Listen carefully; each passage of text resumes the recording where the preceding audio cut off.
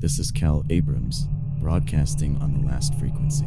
If you're hearing this, if you're still out there somewhere, I want you to know you're not alone. I don't know how far this signal reaches anymore, but I'll keep sending it as long as I can. I'll keep talking. Maybe someone will listen. Maybe someone will answer. It's hard to know where to start. The world we knew, the one we grew up in, the one we trusted to hold us. It's gone, swallowed whole. First, the water came, surging over the coasts like the ocean had finally had enough of being restrained. Then the earth split open, quaking so violently that entire cities crumbled into dust. Fires raged where they shouldn't have, and storms tore through what little remained. I've heard people call it a chain reaction, a domino effect of disasters, one after another, each feeding the next. I don't know if they're right. All I know is the world didn't just break, it shattered. When the skies turned dark and the ash clouds rolled in, I think that's when most people lost hope. The sun disappeared behind the smoke, and suddenly everything was cold and quiet, except for the wind. That wind, it howls like it's alive, like it's mourning for something we don't understand. It never stops. It just keeps moving, carrying the echoes of what used to be. I don't know how many of us are left. I stopped counting the days a long time ago. There's no calendar anymore, no clocks, no way to measure time other than watching the dim light fade into darker shadows. Some nights, I sit here staring at the transmitter, wondering if I'm just shouting into a void. But then I remember what it was like, right before everything collapsed. I remember the chaos, the panic, the endless noise of people screaming into their phones, trying to reach someone, anyone. And I think maybe, just maybe, someone is still listening. Maybe you're still listening. If you're out there, I want you to know that this isn't the end. I mean, it feels like the end, God, it feels like it. But as long as we're breathing, there's still something. I don't know what it is. A spark, maybe. A reason to keep going, even when there's nothing left to hold on to. That's why I'm doing this. That's why I'm talking to you. Because I refuse to believe that we're just ghosts now, wandering around in the ruins of what used to be. I don't know what your world looks like right now. Maybe you're holed up in a crumbling building, or maybe you found shelter underground. Maybe you're moving, trying to stay ahead of the storms. Wherever you are, whatever you're facing, I want you to know that you're not the only one. Somewhere out here, there's another heartbeat, another voice, mine, and I'm going to keep this signal alive as long as I can. So keep listening. Please just keep listening. I don't know how much of the story you already know. Maybe you were in the thick of it when it started, or maybe you were one of the lucky ones who saw it coming early and got out before the worst hit. Either way, I'm going to tell you what I remember, because memory is one of the few things we have left. If we forget, then it's like none of this even mattered. Started small. Isn't that always how it goes? Just whispers in the news, warnings about unusual weather patterns, talk of shifting tectonic plates, rising ocean temperatures, felt distant, abstract. Something for politicians and scientists to argue about while the rest of us went on with our lives. I mean, people had jobs to go to, bills to pay, kids to raise. Who had the time to worry about the world falling apart? But then it wasn't small anymore. It was on our front steps. A hurricane flattened entire coastlines. Then another one hit where there'd never been hurricanes before. Earthquakes rocked places that weren't even supposed to have fault lines. Tsunamis swept away entire towns in minutes. I remember watching the footage, the news anchors trying to keep calm while entire cities crumbled behind them. And then, the last piece, the volcanoes. Like the earth itself was choking on all of it, coughing up fire and ash in one final act of rebellion. When the power grids went down, it was like someone flipped the switch and shut the world off. No lights, no phones, no internet, just silence. That's when it really hit me, the fragility of everything. We thought we were invincible, that we had control. We were wrong. Everything we built, everything we thought was permanent, it all vanished in a blink, and we were left with nothing but darkness and the sound of our own breathing. I was in the city when it started. The ground shook so hard I thought the buildings were going to fold in on themselves. People were running, screaming, cars were crashing into each other like toys in the street. I remember trying to get to higher ground, thinking the floodwaters were coming next. I didn't know where I was going. I just ran. There's something about pure panic. It takes over like a switch flips in your brain, and all you can think about is surviving the next second, the next breath. The worst part, though, wasn't the chaos. It was what came after. The quiet. When everything finally stopped. When the dust settled and the sky turned that sickly gray, there was nothing left. Just rubble and smoke and silence. No sirens, no voices, no sounds of rescue. That's when I knew no one was coming. We were on our own. I don't know if this matches your story. Maybe it's different for you. But no matter what, we're all walking through the same nightmare now. And even if we're scattered, even if we're broken, we're still here. That has to mean something. It has to. So, if you're still listening, hold on to that. Hold on to whatever piece of yourself is still alive. It's all we've got left. When it all fell apart, survival became the only thing that mattered. It didn't take long to realize how little I actually knew about staying alive. I mean, sure, we've all watched movies or read books about the end of the world, right? But when you're standing there, cold and hungry, surrounded by a world that's turned against you, none of that feels real anymore. You don't think about heroics or grand plans. You think about water. You think about food. You think about making it through the night. I remember the first few days. The panic, the frenzy. People stripping store shelves bare. Fighting each other for cans of food and bottled water. It was chaos. I tried to stay out of it as much as I could. But desperation has a way of pulling you in. You learn fast when you don't have a choice. You learn that fresh water is everything. Without it, you're dead in days. You learn to move quickly, to take only what you can carry, and to keep moving. Staying in one place for too long makes you a target, for the weather, for other people, for whatever else might be out there. The first night I spent alone under the open sky, I thought I wouldn't make it. The temperature dropped fast once the sun was gone. I didn't have a fire, didn't have anything to cover myself with. Just me and the cold, staring up at a sky I barely recognized. The stars were still there, but they didn't feel the same. They felt distant, almost mocking, like they were looking down on us and wondering how we'd managed to screw everything up so badly. That night, I made a promise to myself. I wasn't going to die out there. Not like that. If the world wanted to end, fine. But I wasn't going to just give up and let it take me. So I started paying attention. I started figuring out what worked and what didn't. I learned how to find shelter in the ruins, how to scavenge without drawing too much attention. I found ways to make a little food stretch a long way. I found ways to keep going. The hardest part wasn't the hunger or the cold, though. It was the loneliness, being surrounded by so much emptiness, so much silence. It gets inside your head. It makes you start questioning everything. Why you're still trying, what you're even trying for. There were days I thought about giving up. Days when I thought it might be easier to just lie down and let it all fade away. But then I'd hear it.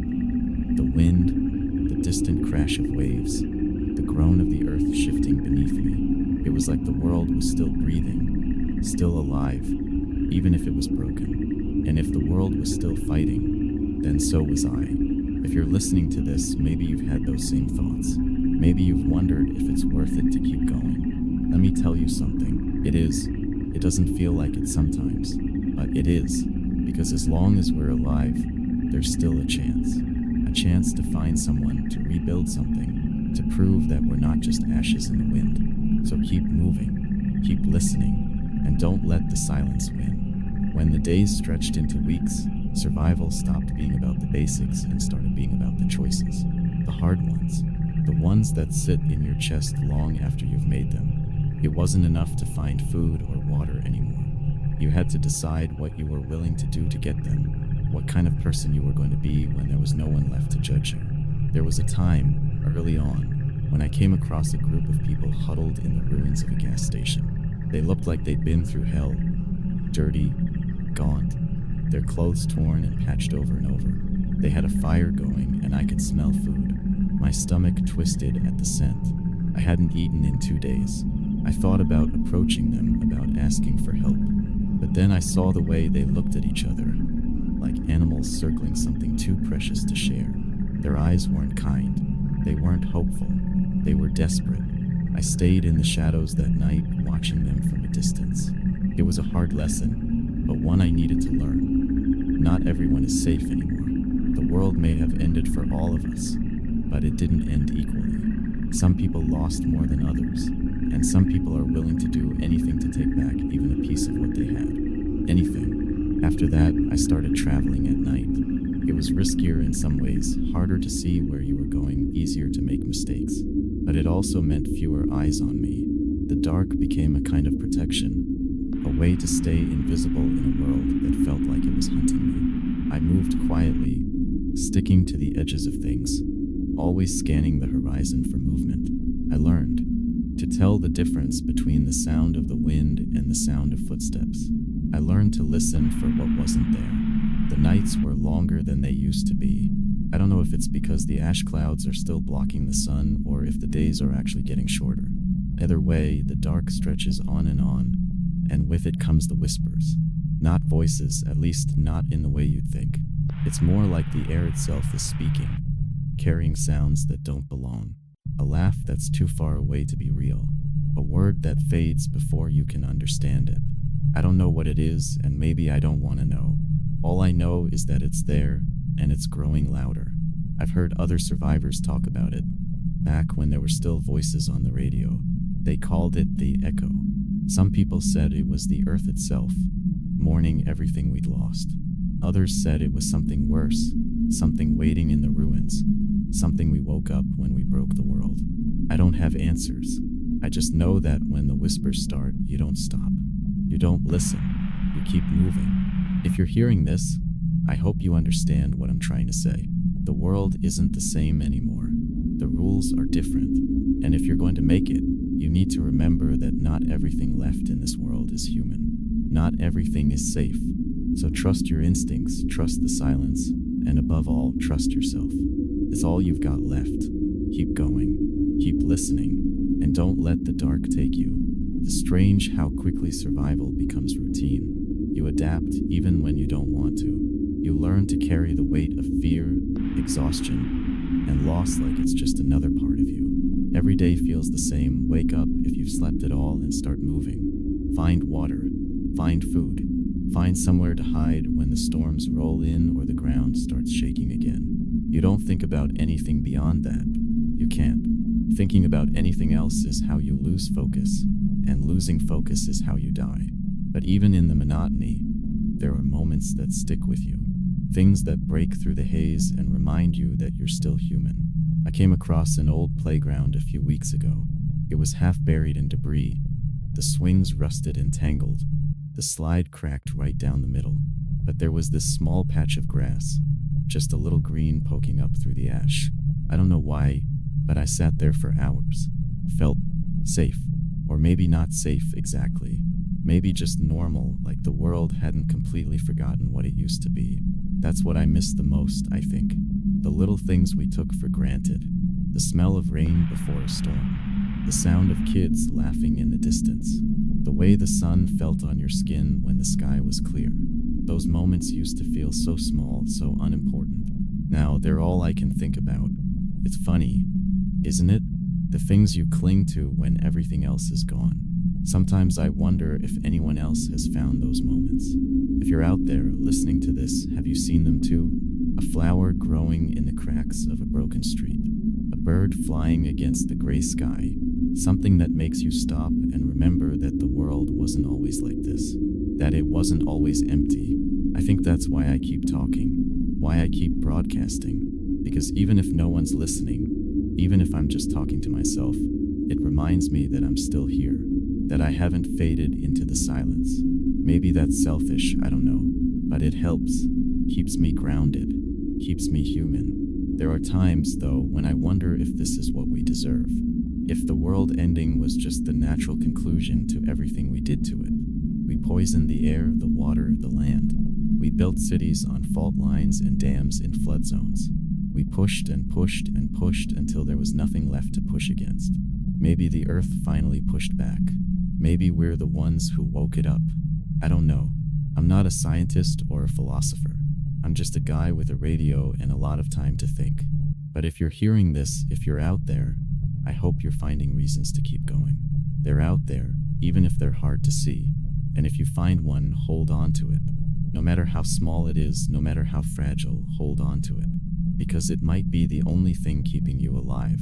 The thing about survival is that it changes you. It's not something you notice right away either. It creeps up on you, slow and quiet, until one day you don't recognize the person you used to be. You look at your hands, your face, your reflection in a broken shard of glass, and you realize that something's missing, something you can't get back. I think it's the cost of living in a world like this. It takes pieces of you little by little until all that's left is the part that refuses to quit. I've had to do things I never thought I'd be capable of. Things I don't want to talk about. Things I don't even want to think about. But when it comes down to it, survival isn't about right or wrong. It's about making decisions. Hard decisions. Sometimes the kind you have to live with for the rest of your life, if you're lucky enough to live that long. That's just how it is now. Morality doesn't put food on the table. It doesn't keep you warm when the nights turn cold. I've come across others who have had to make those choices too. You can see it in their eyes, the way they look at you, calculating, measuring. Are you a threat? Are you worth trusting? Or are you just another mouth to feed? Another problem to solve? I try not to get too close to anyone. It's safer that way, for me and for them. But every now and then, I'll meet someone who hasn't lost that part of themselves yet. Someone who still has hope, still believes in something better. I envy them, but I also worry for them. Hope is dangerous in a world like this. Can make you careless, can make you weak. There was a man I met once a few weeks ago, maybe longer.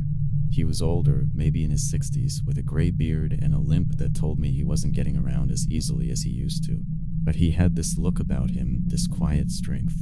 He told me he was heading west, said he'd heard rumors of a safe place out there, somewhere untouched by all of this. I wanted to believe him, but I couldn't. I've heard too many rumors, too many stories. They never lead anywhere. Still, I didn't have the heart to tell him that. He gave me half a loaf of bread before he left. Said he didn't need it as much as I did. I don't know if he made it. Part of me hopes he did, but part of me knows better. The world isn't kind to people like him anymore. It's not kind to anyone. If you're listening to this, maybe you're one of those people. Maybe you still have hope, still believe in something more than just survival. If you do, hold on to it. Protect it, because once it's gone, it's gone. And trust me, you don't want to know what it feels like to live without it. You don't want to become what I've become. Keep listening, keep hoping, and maybe, just maybe, you'll prove me wrong. The strangest part of all this is the way the world feels. Alive. Not in the way it used to, though. It's not the hum of cities or the buzz of people going about their lives. It's something deeper, something older. It's like the earth is breathing, shifting, moving in ways it hasn't in thousands of years. And the more I notice it, the harder it is to shake the feeling that we're intruding on something we were never meant to see. I've seen things out there that don't make sense. Patterns in the way the trees grow, as if they're bending towards something just out of sight. The way the clouds twist and coil in the sky, forming shapes that look almost deliberate. And then there's the lights. I don't know how to explain them. They're not like any natural phenomenon I've ever seen. They're faint, flickering, always at the edge of the horizon. Sometimes they pulse, almost like they're calling to you. I've tried to stay away from them, but it's hard. They pull at you, make you want to get closer, even though every instinct I have tells me not to. The first time I saw the lights, I thought I was imagining things. It was late, and I hadn't slept in days. I figured it was just my mind playing tricks on me. But then I saw them again and again. Always in the same place, always moving in that same strange rhythm. I don't know what they are, but I'm not the only one who's noticed them. Back when there were still voices on the airwaves, I heard other survivors talking about them. Some thought they were a sign of hope, of something better waiting for us out there. Others thought they were a warning, or worse, a trap. I don't have answers. I wish I did. All I know is that the lights aren't the only thing out there. The world isn't empty. Not entirely. There are sounds sometimes, just on the edge of hearing. Whispers that don't belong to anyone. Footsteps that don't match the rhythm of your own. a feeling in the pit of your stomach that you're being watched, even when you're sure you're alone. It's enough to make you question your sanity, to wonder if you're imagining all of it. But deep down, I don't think we are. I've heard people say that the Earth is reclaiming itself, that we were never meant to stay as long as we did. Maybe that's true. Maybe what we're hearing, what we're seeing, is the planet resetting itself, getting rid of the infection we became. Or maybe it's something else entirely, something we woke up when we broke the world apart. Something older, something that was waiting for us to make a mistake. I don't know what's out there, but I do know this: whatever it is, it doesn't want to be understood. So if you see the lights, if you hear the whispers, don't follow them. Don't try to make sense of it. Just keep moving, keep surviving. And remember, you're not the only one who's noticed. Whatever's out there, it's noticed us too. Sometimes I wonder what it is we're really running from. Is it the storms, the earthquakes, the endless gray skies? Or is it something deeper? Something we can't see but can feel in the silence. There's a weight to the world now, a heaviness that wasn't there before. Presses down on you, makes every step feel harder, every breath feel colder. It's like the earth itself is tired of us, and I can't say I blame it. I've heard stories from the few survivors I've crossed paths with. They talk about places where the air feels wrong, where the temperature drops suddenly, even in the middle of the day. One man told me about a stretch of highway where the trees were covered in frost, even though it hadn't been cold in months. He said he felt like he was being watched the entire time he walked through it. But when he looked around, there was nothing there, just the frost and the silence. Another woman spoke about shadows that move when there's no light, shapes that flicker in the corners of your vision, but disappear when you turn to look. She said she tried to follow one once, thinking it might lead her to other survivors. Instead, she found herself back where she started, like the shadows had been leading her in circles. She told me she doesn't follow anything anymore, doesn't trust what she sees or hears. She just keeps her head down and moves forward.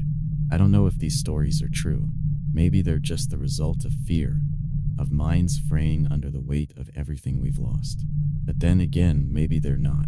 I've seen enough out here to know that the rules have changed. The world doesn't work the way it used to, and I don't think it's going to go back. The hardest part about all of this is not knowing. Not knowing what's real, what's imagined, what's waiting for us just beyond the edge of the horizon. It makes you second-guess everything, even yourself. You start to wonder if you're losing your grip, if the isolation and the fear are finally getting to you. But then you see something or hear something that reminds you this isn't all in your head. The lights, the whispers, the way the air shifts around you like it's alive. It's all real. Whatever it is, it's real. If you're hearing this, I hope you're still holding on to whatever keeps you grounded. Maybe it's a memory, a promise, or even just the stubborn will to keep going. Whatever it is, don't let it go. Because out here, in this broken world, it's so easy to lose yourself, to let the silence take over. But you can't let it. You have to keep moving, keep fighting, keep believing that there's still something worth holding on to. And if you feel the weight of the world pressing down on you, if you hear the whispers or see the lights, just remember this: you're not alone. Somewhere out here, I'm feeling it too. I'm seeing it too.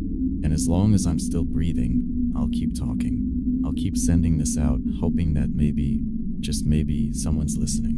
There are moments, rare but real, when I catch myself forgetting the way things used to be. It's like the memories are slipping away, piece by piece, dissolving into the ash and dust that coats everything now. I used to think that would scare me, losing the details of a life that felt so permanent, so certain. But now, I'm not sure it's such a bad thing. Maybe forgetting is what makes it easier to keep moving forward. Maybe holding on too tightly to the past is what makes this all so unbearable. But then there are other moments, quieter ones, when something will trigger a memory so sharp it feels like a blade. The smell of wet earth after a rare rainfall reminds me of home. The distant echo of a melody, carried by the wind, takes me back to late nights by a fire, surrounded by friends who are long gone. Those memories, they don't fade as easily. They linger just out of reach, like ghosts you can never quite shake. I think about the people I've met along the way, the ones who made it and the ones who didn't. There was a young girl I came across not long after everything fell apart.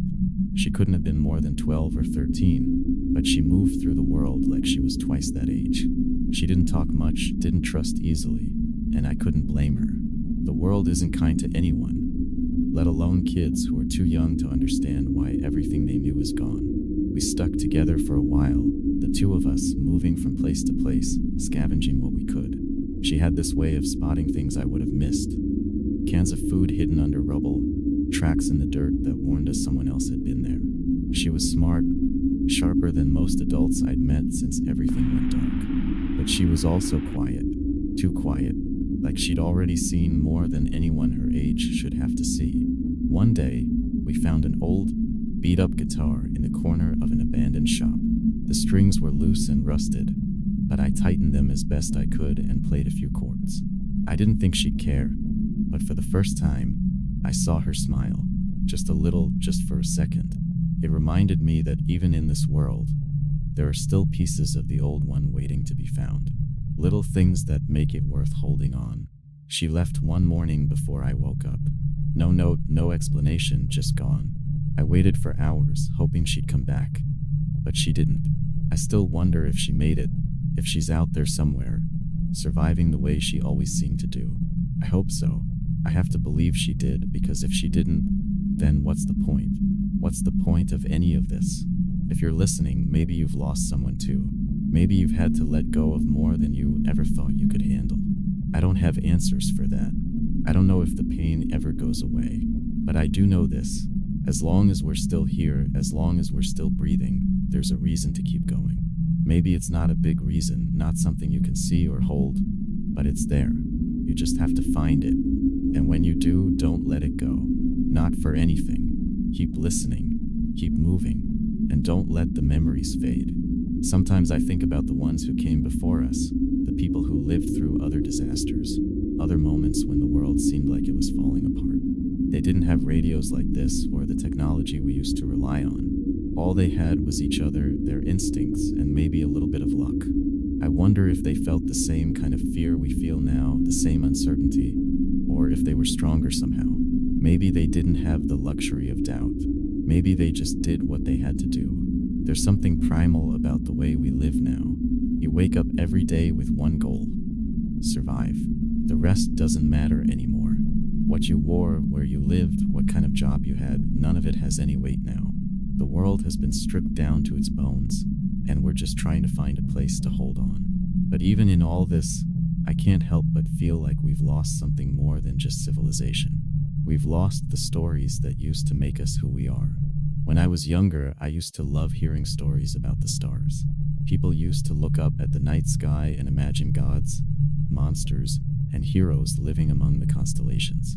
Those stories gave them hope, or maybe just a sense of something bigger than themselves. But now the sky is empty. The stars are hidden behind ash and smoke, and all we're left with is the cold, endless dark. I haven't seen the stars in months, maybe longer. I don't even know if they're still there.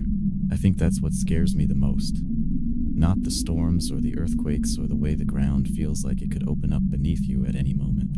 It's the idea that we might lose everything that connects us to what we were. That we might become so focused on surviving that we forget what it means to live, to dream, to hope. There was a man I met once who carried a notebook everywhere he went. It was tattered and water-stained, barely holding together, but he guarded it like it was the most precious thing in the world. When I asked him why, he said it was because the notebook held all the stories he'd collected since the disaster started. Stories of the people he'd met, the places he'd seen, the things he'd done to survive. He said it was his way of making sure none of it was forgotten, that even if he didn't make it, the stories would. I don't know what happened to him, but I think about him a lot. I think about that notebook, and the way he smiled when he talked about it like it gave him purpose. Maybe that's what we need now, a purpose. Something to hold on to, even if it's just the hope that our stories will outlast us. If you're listening to this, maybe you have your own way of holding on. Maybe it's a memory, a photo, a name you whisper to yourself when the nights get too long. Whatever it is, don't let it go. Keep it safe, keep it close. Because the stories we carry might be the only thing that survives this world. And if that's true, then they matter more than anything else. They matter more than we do. It's strange how silence can feel so loud. Out here, where the hum of civilization is gone, the quiet has a weight to it. It presses on you, fills the spaces where laughter, music, and conversation used to live. First, I thought I'd get used to it, that eventually the stillness would stop feeling so sharp. But it doesn't. If anything, it gets heavier the longer it lasts. I've learned to pay attention to the silence, though, to listen to what isn't there. It tells you things if you know how to hear it. The absence of birdsong means a storm might be coming. The sudden hush of the wind can mean you're not alone. You start to notice patterns in the quiet, shifts that speak louder than any noise ever could. It's a strange kind of language, but it's one I've had to learn. Out here, it can save your life. There's another kind of silence, though one that's harder to explain. It's not just the lack of sound, it's the lack of something else, something deeper. I've felt it in certain places, usually where the destruction is at its worst. Cities reduced to rubble, forests turned to ash. It's like those places aren't just empty, they're hollow, as if whatever life used to be there has been scraped away, leaving nothing behind. I don't stay in those places for long. Something about them feels wrong, like they're watching you even though there's no one there. I've heard others talk about it too, back when the airwaves weren't so dead. Some people said those places were cursed, that the weight of what happened there had stained the earth itself. Others thought it was something more, something alive. I don't know what to believe. All I know is that the silence in those places isn't the same as the quiet out here. It's deeper, hungrier. There's one place in particular I can't stop thinking about. It was a town, or what was left of one, nestled in a valley surrounded by hills. I found it by accident, looking for shelter when a storm rolled in. From a distance, it looked like every other ruined place I've seen. Cracked streets, collapsed buildings, not a single sign of life. But as soon as I stepped into that valley, the air changed. It was colder, for one thing, colder than it should have been, even with the clouds overhead. And the silence, it was absolute. No wind, no creaking of old wood, nothing. I stayed just long enough to realize I needed to leave. There was something wrong there, something I couldn't explain but felt deep in my chest. It wasn't fear exactly, it was awareness, like the valley knew I was there and was waiting for me to make a mistake. I don't know what would have happened if I had stayed, and I don't want to find out. If you're listening, maybe you've been to a place like that. Maybe you've felt that kind of silence, that kind of presence. If you have, then you know what I mean when I say it's not natural. It's not just the absence of sound. It's the presence of something else, something that doesn't belong. And if you feel it, if you sense it, trust yourself. Trust that instinct that tells you to leave. It's there for a reason. Listen to it. And whatever you do, don't let the silence catch you standing still. I've been thinking a lot about what happens next. Not just for me, but for all of us. For the ones who are still out here, still fighting, still holding on. What does the future look like in a world that feels like it's been stripped of everything? Is there even a future? Or are we just prolonging the inevitable, stretching out the end as long as we can? I don't know. Maybe none of us do. But here's the thing. As much as I've tried to push those questions away, I keep coming back to one thought. We're still here, against all odds, in the face of everything that's happened. We're still here. That has to mean something. It has to count for something. If the world wanted us gone, we'd be gone. But we're not. We're surviving. We're enduring. And as long as we're doing that, as long as there's even one of us left to tell the story, then the story isn't over. I don't know if this signal is reaching anyone. Some days I think I'm just talking into the void, broadcasting into a world that's too broken to listen. But even if that's true, even if this is just for me, it's enough. Because it means I'm still trying. It means I haven't given up. And maybe that's what matters most. Not the outcome, but the effort. The choice to keep going even when the odds are stacked against you. Especially then. If you're hearing this, I want you to think about why you're still here. What's kept you moving, kept you breathing, kept you alive when so many others aren't. Maybe it's a person, someone you're trying to find, or someone you've already lost. maybe it's a promise you made, a belief you can't let go of. Or maybe it's something simpler, something you can't even put into words. Whatever it is, hold on to it. Let it anchor you, because without that, without something to fight for, the silence wins. And we can't let that happen. I wish I had answers for you. I wish I could tell you where to go, what to do, how to make it through this. But I can't. All I can do is what I've been doing. Sending out the signal, hoping that it reaches someone, anyone. Hoping that it reminds you that you're not alone. That even in the darkest places, there's still a spark of light. So here's what I'll leave you with. The world isn't what it used to be. It's colder, harsher, more dangerous than we ever imagined. But it's still here, and so are we. And as long as we're here, there's a chance.